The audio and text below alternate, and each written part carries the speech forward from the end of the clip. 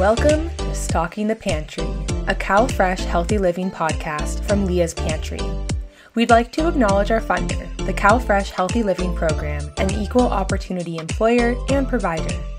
On this show, we discuss any and all things community nutrition, food equity, and nutrition security.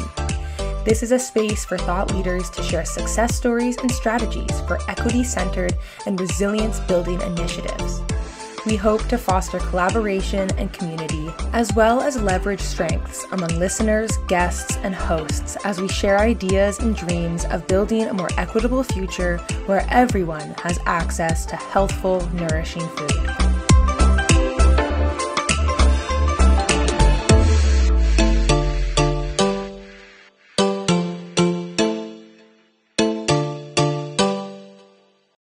Hey all, T here. And Colby. Thank you for tuning in to Stocking the Pantry. Today's episode, Trauma-Informed Organizational Change, highlights the integration of clarity, compassion, and community within a phenomenal organization, Lindsay House, based in Tulsa, Oklahoma. Lindsay House offers a housing program for women with children experiencing situational houselessness. He and I had the opportunity to speak with three amazing individuals who all share a connection to Lindsay House, but offer their unique perspectives and lived experiences, which is why we had to make it a two-part episode. Continue listening to this episode to hear CEO Maggie Hoy and Program Manager Nicole Eddy share what it is like managing Lindsay House and their personal stories. And in part 2 of the episode, Colby got to speak with Natalie Fretch, who runs the Lindsay House Pantry, as part of a Master's of Public Health program at the University of Oklahoma Health Sciences Center in Tulsa. But Colby, you actually know Natalie from another project, right?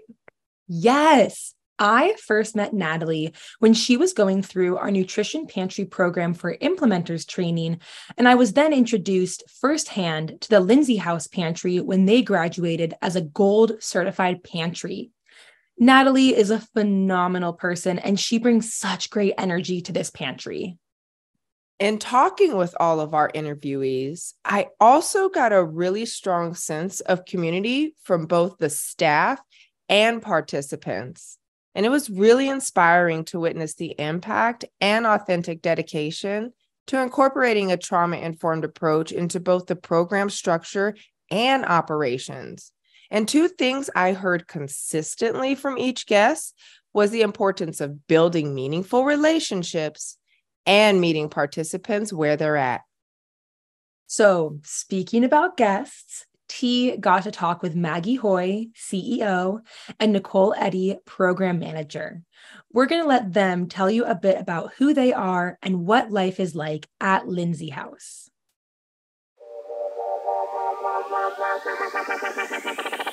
Thank you so much, Maggie and Nicole, for being here with us today. I am so excited to hear more about the Lindsay House and the stories that you have to share. So, Maggie, I would love to open it up to you. Could you just give us a brief overview of the Lindsay House and the Tulsa families served by this program? And please correct me if I am saying the name incorrectly.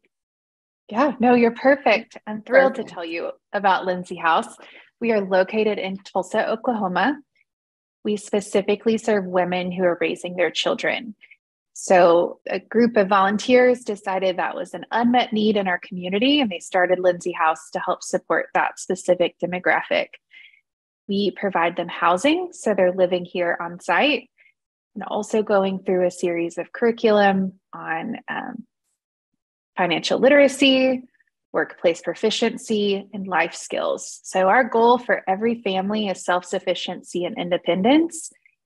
We want to provide them the time and the resources to help build a solid foundation for their family. So today, 24 moms and about 42 kids call Lindsay House home. It is beautifully chaotic, but a really special place for families. A soft place for them to land when they need it, a high level of accountability to build those habits and the skills that we know lead to success. In kids who grow up in an environment where they're observing their mom putting in some hard work and setting that example for them, and hopefully observing those positive behaviors so we can break cycles of poverty, addiction, incarceration, abuse, etc. Yes, love this. And this really proves and shows that opportunities are there for us to come together as a community to support one another. And what a beautiful way to be able to do this. And Nicole, as I understand it, you were also a former family at the Lindsay House that is actually now a part of the staff. Please tell me about your personal and professional history with Lindsay House. I've been on staff at Lindsay House for 7 years, but this place has really been home for me for more like 9. In 2011, I was arrested for manufacturing meth, and I was facing 16 to life in prison. And I went into a prison diversion program to get my life back on track. And during that time, my mom took my kids for a couple of years while I really focused on what I needed to do to get myself back in order. And when it became time to transition back into their lives, we did that at Lindsay House. And it was probably the most perfect place that could have happened. It was a studio apartment. The only doors were the bathroom door and the front door. So we didn't really have anywhere to go to hide from each other. There was healing that took place, and love and nurturing and community in that building that helped us come back together as a family. And while I was at Lindsay House, I was able to pay off the debt that I owed the state, pay back my mother for child support for the time she had my kids. And I was able to save enough money for a down payment on a home. And I left Lindsay House a homeowner. I've been a homeowner for 7 years now, and I've been on staff for 7 years now. I came to Lindsay House as the administrative assistant, but kind of just worked my way through. I wear a lot of hats here, but the one thing I do is hold the ladies accountable with this unbelievable amount of love and understanding for where they are in their journey and where they're headed, knowing that I've traveled that path myself. Congratulations on putting you and your family first and knowing your worth. Thank you very much. And it really sounds like a big portion of that was having a healthy support system. Yeah, that's what we have here. It is community, and it happens so organically. I've seen it from both sides. Just the way that these women come together and they love each other and they love each other's families. They were missing that. I was missing that. And to watch it happen, to watch the growth personally for the ladies, their growth, and then the growth of the children, it's magic. It really is. Maggie, since coming on board as an executive director, can you please share some things that you've done to embed a more compassionate understanding of resident behaviors? Yeah, absolutely. I think it's always helpful to get fresh eyes on a program. And I want to make it very clear that Lindsay House has done really incredible work since the day they opened their doors. But when you have a new perspective, and I am someone who has to wrap my mind all the way around a problem, so I need to know exactly how it works. And Nicole can tell you, I ask a million questions a day, and I need to connect all of the dots. And so in asking questions of staff, I realized some of these dots are just not connecting. And if I can't understand it, then how can a new family understand it? And so we had, and not intentionally so, but we had a lot of rules that felt unwritten to me. You know, if we're using Brene Brown's "to be unclear is to be unkind." Yes. There was a lot of things that didn't feel very clear to me. We set a high bar for our families, and we do expect a lot from them. But in that, there needs to be a lot of transparency on what those expectations are. And interestingly, thinking about it, while this work is different than what I've done, a lot of what I've learned in managing employees is directly applicable to the accountability we're providing to our clients. So through a lot of questions and just challenging, well, why? Explain to me why it's done that way. What's missing? Is there a better way? Collectively, we've learned a lot about, well, yeah, we don't know why. So collectively, we realized we were seeing the same issues coming up frequently. And every single time we were treating it like it was the first time we saw it. And that was exhausting me. It was exhausting staff. We weren't always handling those things in the exact same way each and every time. So when you think about from an equity lens and implicit bias and all of that, there's just some buttoning up. It's a refining that we could do in the process. So we have been on a journey. We're not done. That work will continue, of really leading with transparency and accountability. So you will know exactly how you stand in the Lindsay House program. You will. We give people chances because we know life happens, and it's not personal. They're managing a lot, and so we're leading with sort of that compassionate lens, but not lowering our expectations. And I think that's a really important distinction, is we can be incredibly supportive. And Nicole said it perfectly. We can lead with love and still hold them accountable and still have high expectations for them because we know what they're capable of. And I think, Nicole, I'm curious your perspective. I think it's gone well. I think it's taken out a lot of the hard part from a staff perspective of just constantly feeling like we have to respond to now we know what our response is. We know what that looks like. And so that's been, I think, helpful to me. And I think, those conversations we're having with our program participants, they want to do better. They don't want to be failing on some of these things. And sometimes life is just a little bit much, and it's helpful for us to know those things and to offer support to them in other ways. So I say all of that to say, I think it's going well, not only for the staff, but I think for the participants. And again, I think it's the right thing to do. From what I realized really early on is if people are coming here to put the pieces of their life together, we cannot fault them for not having all the pieces of their life together. They're here for a reason because they've struggled with making good choices. And, it is going really well because we are asking those questions, and everything starts with a conversation now. It's the conversation of what's going on, what's happened, how can we support you? And the turnover rate has dropped. The success rate has gone up. People are making it. And there have been times where I'm like, here recently, where I've thought, this girl is not going to make it. And then months later, you're like, look at her, look at that growth, look at what she just said, look at that decision she just made. And it reminds you of why you're here. It fills your cup up. It makes tomorrow so much better. And I just love that. And I think it's this idea, if they knew how to do it, they wouldn't need us. So Nicole's saying, they're here for a reason.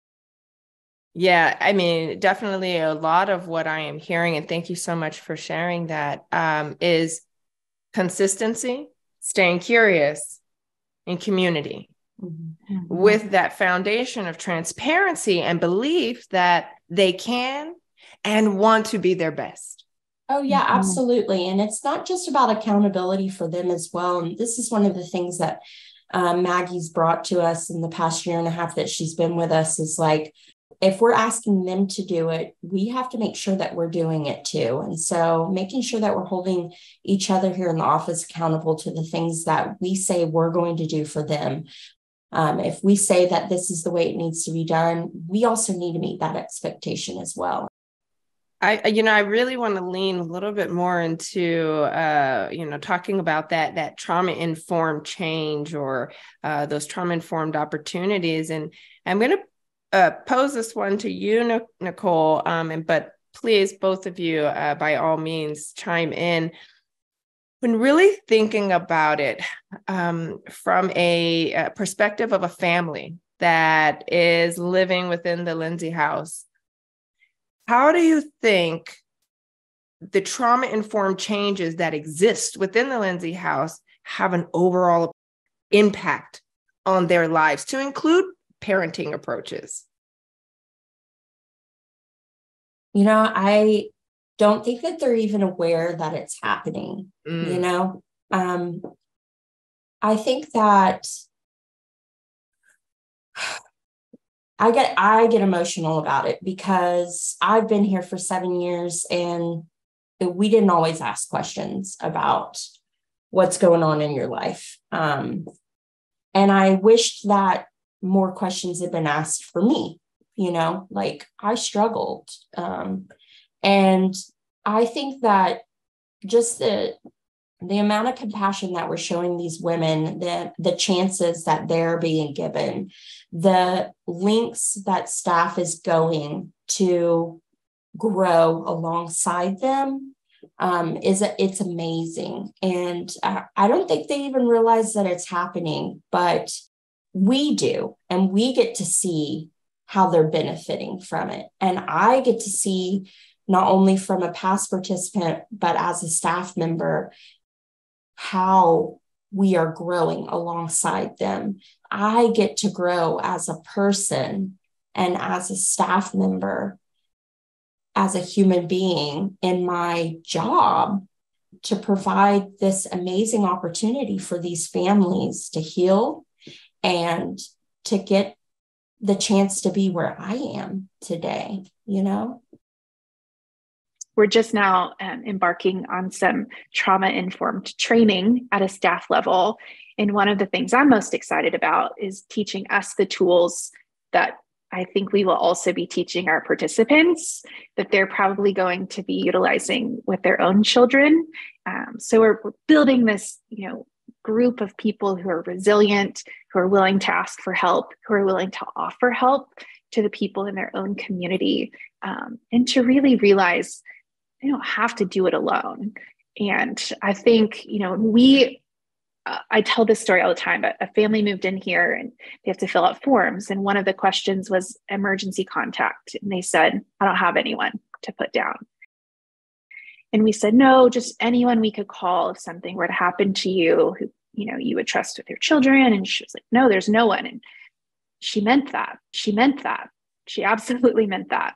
And so to see people leave here with a community of people that they can rely on, that's a big deal. That social support is incredible, not only while you're physically here in the building, but I know Nicole keeps in touch with people who she lived with at Lindsay House. And I know our other staff member who's a graduate, some of her best friends are people who she lived here with Lindsay House. So that community matters. And I think all of that is kind of an answer to that trauma-informed approach. Is this should be the most supportive environment for the families while they're here. You should be modeling that as a staff level. You should be encouraging that at a participant level, because I think that matters. That pays off in the long run. Yeah. And I think that sometimes these ladies come from a situation where a lot of those moments where they need to come and ask for help felt like gotcha moments. That's what Maggie calls them. And this isn't a gotcha moment. We're not out to get you. And that was something I have spent the past year, like unlearning that idea that, well, you're in trouble now, and reframing that thought process myself. In that, how can I approach this differently? Like, I don't want this to be a gotcha moment. What I want from you is to clean your apartment. What I want from you is to get your chore done. If that means you missed it today and you called me this morning and you said I wasn't able to get to my chore, can I do it tonight? Absolutely. Because you communicated that with me and we were open and we had a conversation about it. It's not about you getting in trouble. It's about communication and compromise and getting the job done and meeting those requirements. And so that's been a big thing for me. It's that and that trauma, just being more trauma informed and meeting them where they are,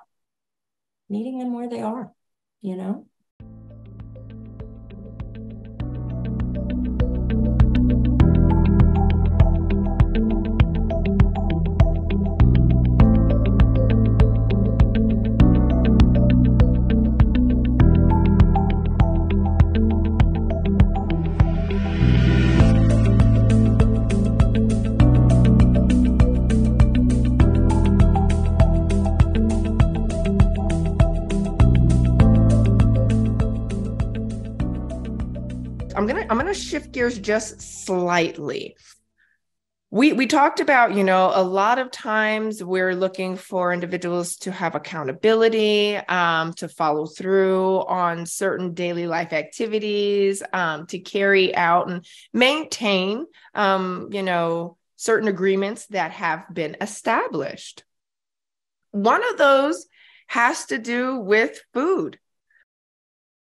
How would you say Lindsay House can support a positive relationship to food for the participants and their children?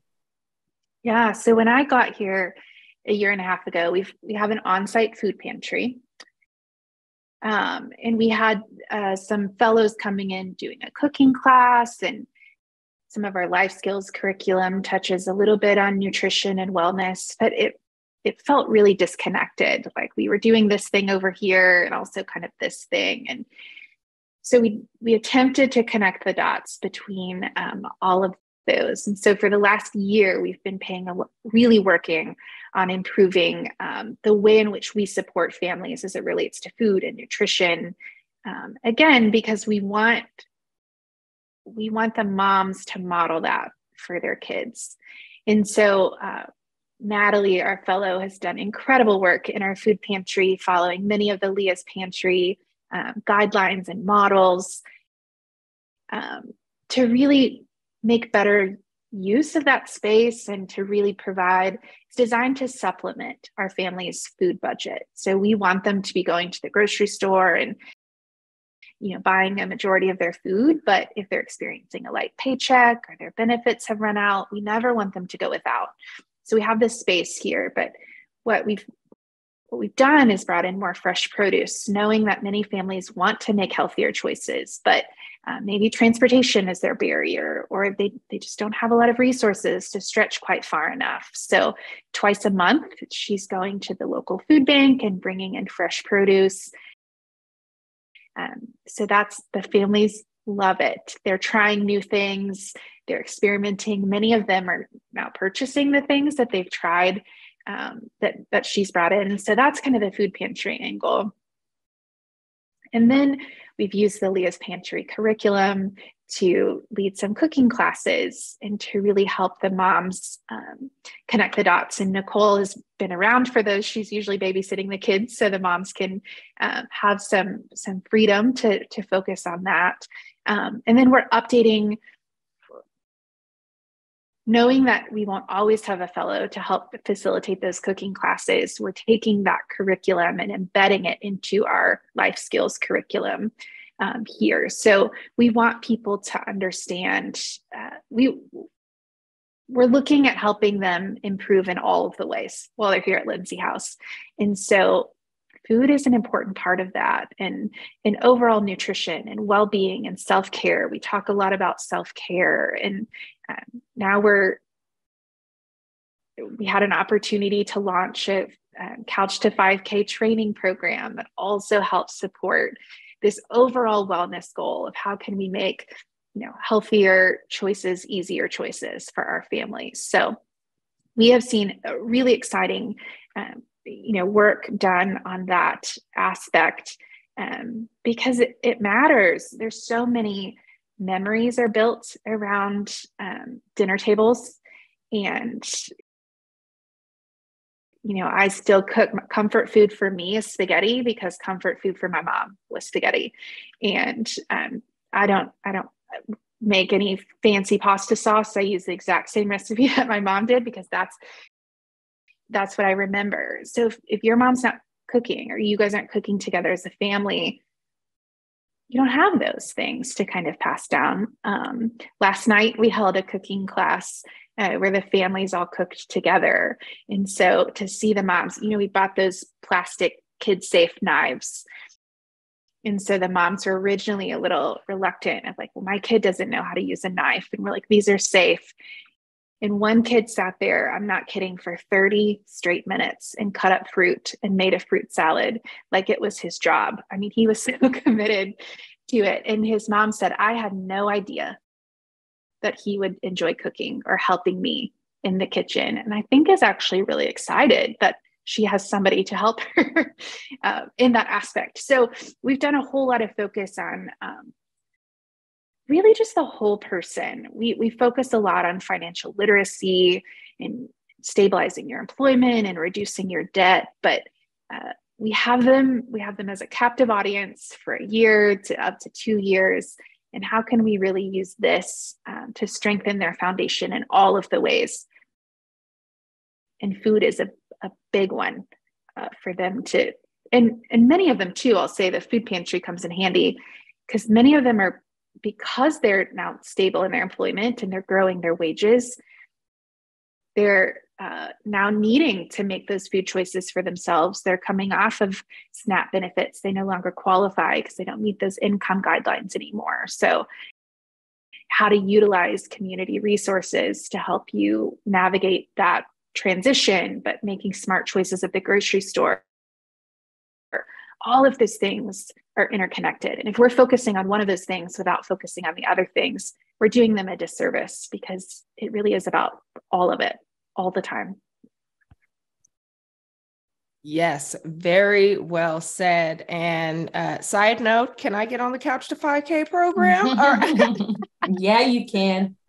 Yes. All right. Well, sign me up.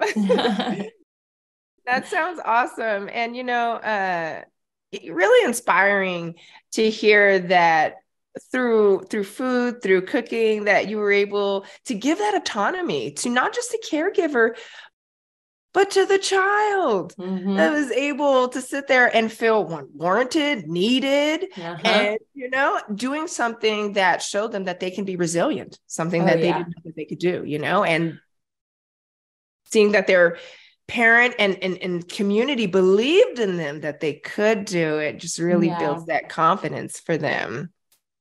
Yeah, he was so cute. His mom kept saying, like, are you done? Do you want to move on? And he was like, no, I'm not finished yet. I'm not finished. Like, he had a goal in mind and he was going to cut all of the fruit to make the fruit salad. And it was just so fun to see. And the mom was taking pictures of him and filming video. Like, this was not something that she had ever experienced before. So, Lindsay House is full of those special moments and growth that people don't even know is growth.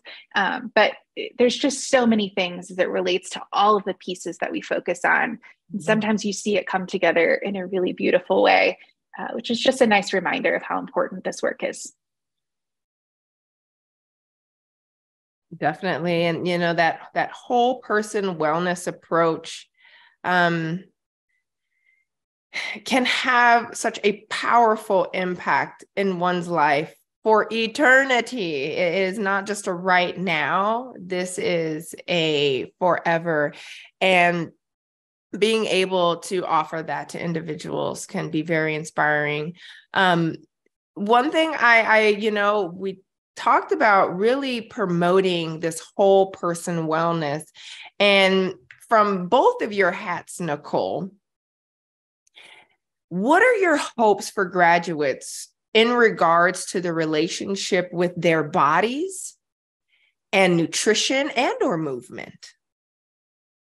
Oh man, that's a good one. I know what we're doing now with this curriculum that we've brought in from Leah's Pantry and the changes that we've made into our actual physical pantry are going to be so incredibly important for these women, along with the being more trauma informed and asking those questions in the curriculum about your relationship with food. Because as women, a lot of us struggle with that relationship with food. for me personally, it's my most unhealthy relationship. And sometimes that was modeled at home. I think that what we're doing now moving forward is really going to be therapeutic for our families. They're going to be able to be asked the question and get to answer that and have that light bulb moment and that, oh, wow, this is why I do that.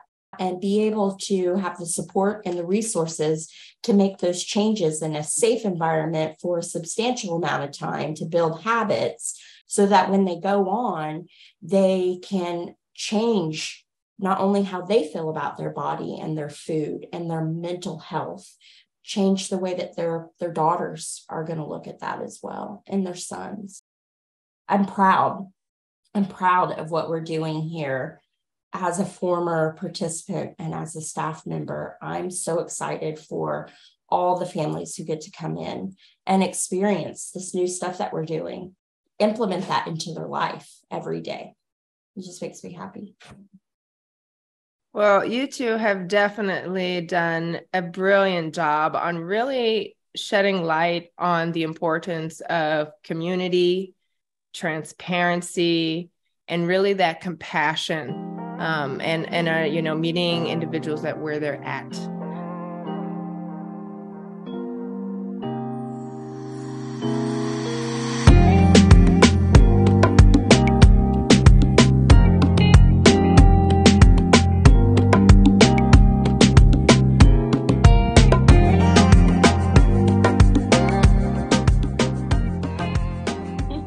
One last question for you. Hit us. Okay, here we go. So, what do you stock in your pantry? Figuratively or literally? Lots of hot chips because I have a 13-year-old. So, literally lots of hot chips. But it's so funny because my kid is completely different than me when it comes to what we have in the house. So, I know that we definitely have to have those little pizzas. In the same sense, we have lots of sweet bell peppers and cream cheese. I think it's a trade-off in our house, and then I've jumped on the Olipop train. I don't know if you've had one of those, but what's that? What's Olipop? It's a prebiotic soda pop. It's so good. Give it a shot. Really? Okay, yeah. I'll definitely have to check that one out. I stock my pantry with the most basic food items because I hate to admit I'm a terrible cook. So the simple dishes are the most popular dishes in my household. That cooking class we hosted, I told my partner and he was like, they know you can't cook, right? And I said, it's more of an assembly class. And he was like, okay, well, good luck. So basic food things. But I think, what's so cool about Nicole and I try to do this as well, is we try to model that. So, I'm putting together a grocery list. I'm trying to make healthier choices because it's become a priority here for our families at Lindsey House. So when we can find things that we have in common, I like to say, like, this is what I buy at the grocery store. Mm-hmm. This is what I cook when I'm too tired to think about anything else. So that's usually what my pantry is stocked with, are things that I can make without having to think too hard about it. Oh, I love it. Thank you for sharing what you're stocking in your pantry and feeling safe enough to share what you're stocking in your pantry, because we're not here to point fingers. We are here to highlight that this is multidimensional and this is colorful. And it comes in all varieties, shapes, and sizes, and all in moderation. Yeah. Enjoy, let's really enjoy life, enjoy the relationships that we have with food, and understanding that there are many different reasons, rhymes, and everything else as to why we choose the foods that we eat and that we love. Yes. And so thank you so much for your time, Nicole and Maggie. This has truly been inspiring, and we can't wait to hear more about the Lindsey House and what you two are doing. Thank you. Thank you so much for the time.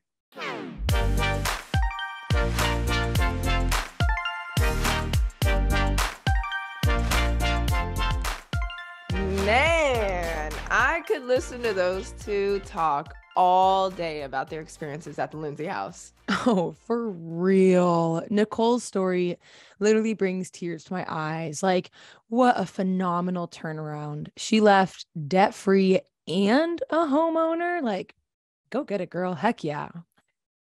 I definitely think a big part of that turnaround is that the women at Lindsey House can show up as their authentic selves. The program holds them to a high standard, but is ready and willing to meet them where they're at to reach those standards. That is such an important part of making meaningful change. If we don't listen to and understand what has led a person to where they are, it's kind of unreasonable to expect them to reach goals because they might not have the tools and skills to do so. Yeah. And it also seems like through the curriculum and, the work that the women invest in themselves while at Lindsey House, they're really able to connect and build relationships with other women. And like Maggie said in that story about the emergency contact form, many women don't have relationships, let alone quality, nurturing relationships that they can really lean on. But when they graduate from this program, they have a family and a community to support them, which in turn supports their children too. And if you know anything about trauma-informed care, you know that quality relationships are the foundation of this approach. And Lindsey House really embodies this. Yeah, heck yeah, they do.